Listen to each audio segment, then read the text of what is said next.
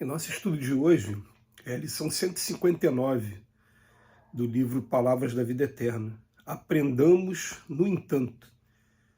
Medita estas coisas, ocupa-te nelas, para que o teu aproveitamento seja manifesto a todos. Paulo, na primeira epístola a Timóteo, capítulo 4, versículo 15. Em muitas reencarnações passadas, adotamos igualmente a estranha maneira de muitos dos nossos irmãos vinculados hoje ao cristianismo, cujo comportamento religioso a vida reajustará qual acontece a nós outros. Buscávamos o Evangelho e pregávamos o Evangelho atendendo a sentido demagógico. Queríamos o Cristo para que o Cristo nos servisse. Cultivávamos a oração pretendendo subordinar a justiça divina. Compartíamos demonstrações e expressões de fé à caça de vantagens pessoais, no imediatismo das gratificações terrestres. À face disso, temos entrado múltiplas vezes no renascimento físico e atravessado os pórticos da reencarnação, carreando a consciência pesada de culpas, à maneira de aposento recheado de lixo e sucata da experiência humana, incapaz de se abrir ao sol da bondade divina. O apóstolo Paulo, no entanto, escrevendo a Timóteo, ele que foi o campeão impertérrimo da fé viva, traça a diretriz que nos é necessária à frente das lições do Senhor. Após valiosa série de considerações sobre os princípios evangélicos, nos quais persuade o companheiro a ler, instruir, exortar e exemplificar em suas obras, pede não apenas para que o amigo e aprendiz medite nas doutrinas que aceite, mas recomenda-lhes aplicar-se a elas, a fim de que o aproveitamento pessoal dele seja manifesto a todos. A assertiva de Paulo não deixa dúvidas. Quanto nos seja possível, estudemos as lições do Senhor e reflitamos em torno delas. Aprendamos, no entanto, a praticá-las, traduzindo-as em ação no cotidiano, para que a nossa palavra não se faça vazia e a nossa fé não seja vã. O que Paulo recomenda a gente, e que Emmanuel aproveita e inicia o texto dizendo que em muitas reencarnações a gente procurava vincular a divindade aos nossos caprichos, é uma coisa bastante natural quando a gente começa a estudar a doutrina espírita, e a gente começa a estudar principalmente o egoísmo, a vaidade e o orgulho. Os espíritos vêm dizer para a gente que nós somos espíritos imortais e que durante esse processo de formação até chegar onde nós estamos hoje, a gente já passou por algumas etapas e nessas etapas, uma delas, a gente saiu do princípio inteligente e entrou na fase do espírito. É um estudo que a doutrina espírita faz que é bastante interessante para a gente começar a analisar, porque ele fala que o princípio inteligente é aquilo que anima até hoje, né, os vegetais e os animais. E que o animal ele ainda não tem desenvolvido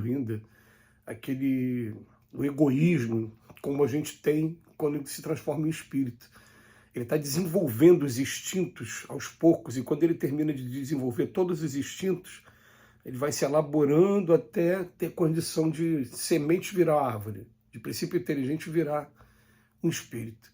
Um dos requisitos para ele virar espírito, ele ganha o livre-arbítrio, ele ganha noção da individualidade dele e ganha também noção da divindade. Essas três diferenças básicas que tem entre o espírito e o princípio inteligente.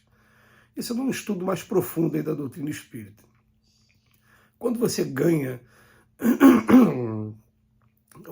a sua noção de individualidade, junto com isso vem o egoísmo. Você percebe que o exemplo que a gente sempre usa é a alimentação, por exemplo. Você coloca a alimentação para o animal, ele terminou de se alimentar, ele vai deixar o alimento ali, podendo até um outro vir se alimentar também.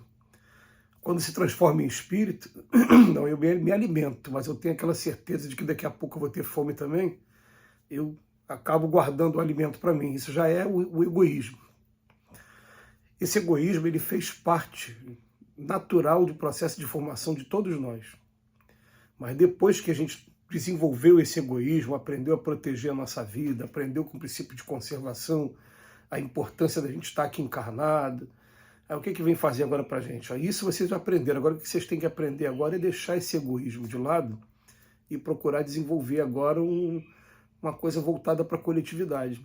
E aí é nessa coisa voltada para a coletividade que começa a vir o Cristo falar, olha, é amar o próximo como a si mesmo. Amar Deus acima de todas as coisas. Mas, quanto mais próximo da origem, por isso que ele fala em muitas reencarnações, é muitas reencarnações mesmo.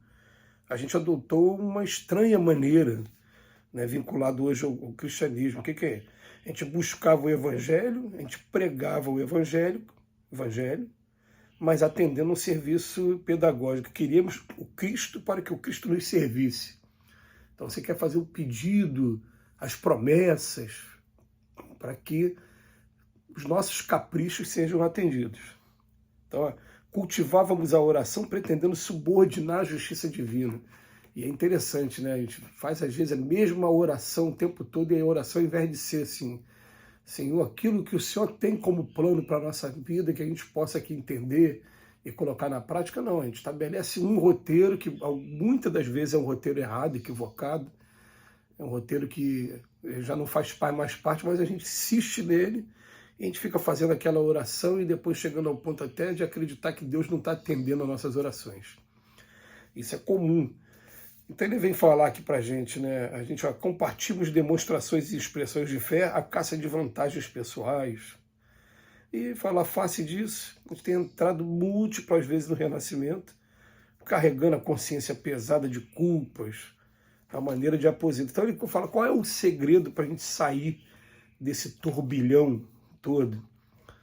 Ele fala para a gente, o apóstolo Paulo deixou a recomendação. Ele fala para a gente, primeiro, ler, instruir, exortar, e agora o último, exemplificar em boas obras.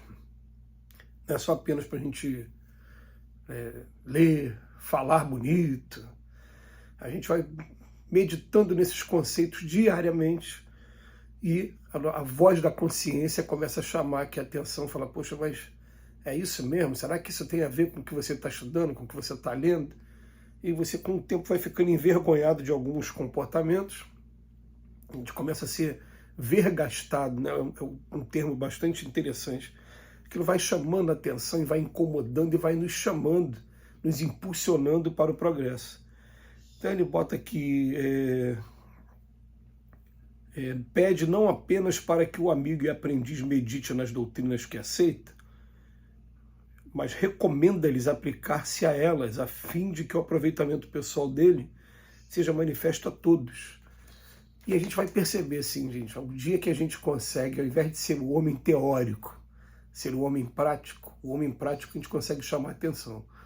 E o homem prático é o quê? É aquele que ele não precisa ficar falando o tempo todo. Ah, eu sou espírita, eu sou católico, eu sou protestante, eu sou cristão. Ficar decorando versículos. Não, ele simplesmente entrar na vida de relacionamento, participar dos eventos, viver como homem do mundo, como está lá no Evangelho segundo o Espiritismo, e trazer vivo esses conhecimentos na sua prática. Perdão, entender os momentos do ser humano, entender o lado emocional das pessoas, entender a dificuldade que as pessoas passam. Então ele bota aqui para a gente, quanto nos seja possível, estudamos as lições do Senhor e reflitamos em torno dela. Aprendamos, no entanto, a praticá-las, traduzindo em ação no cotidiano, para que a nossa palavra não se faça vazia e a nossa fé não seja vã. É claro, gente, que conforme a gente vai estudando, a gente vai encontrar ainda um abismo muito grande até entre o que a gente queria muito ser, o que a gente sonha ser e o que a gente é na verdade. Mas a gente já começou, já tomou aquele caminho, pontapé inicial, para a gente começar a mudar esse quadro, para a gente começar a caminhar na direção do Mestre. Mas sempre lembrando que o maior obstáculo nosso aqui nessa vida acaba se chamando egoísmo. Enquanto a gente estiver preso a esse egoísmo, a gente vai ficar preso na infância do espírito. Começa a largar esse egoísmo, a gente começa a ir de encontro com o Pai. Jesus nos abençoe hoje e sempre.